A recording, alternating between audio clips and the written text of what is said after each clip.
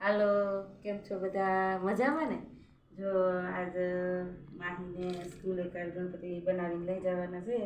તમે ગણપતિ બાપા બનાવ્યા છે. જો વીણને અસલ સારી મસ્ત કરી, પછી આમાં થોડું ગાયનું સાણી નાખ્યું એટલે ફાટે નહીં. અને અસલથી માટી મહરીને જો ગણપતિ બાપા બનાવ્યા છે. યુટ્યુબમાં જોઈને બનાવ્યા છે.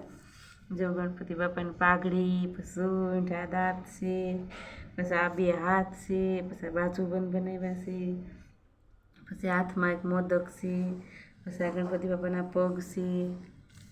જો આશાથીને કેવા બીના છે, બીના છે ને સરસ.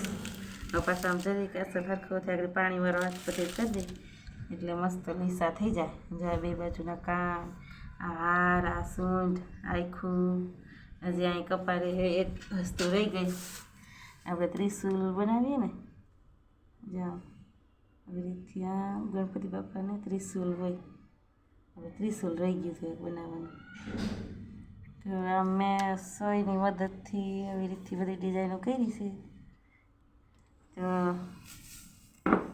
જો યુટ્યુબમાં વિડીયો જોઈને બનાવ્યું છે. આમ તો મને બધું બનાવતા આવડે, જોઈ લઉં એટલે યુટ્યુબમાં વિડીયો જોઈને બનાવ્યો. એક પૂઠા ઉપર રાખી દઈ, કાલે નિશાળે જવાનું થાય ને ત્યાં સુકાઈ જાય અને સરસ પછી દઈ દે, નિશાળે લઈ જાય. જો કેવા બીના છે ગણપતિ બાપા, મને કહેજો કમેન્ટ બોક્સમાં. આવજો.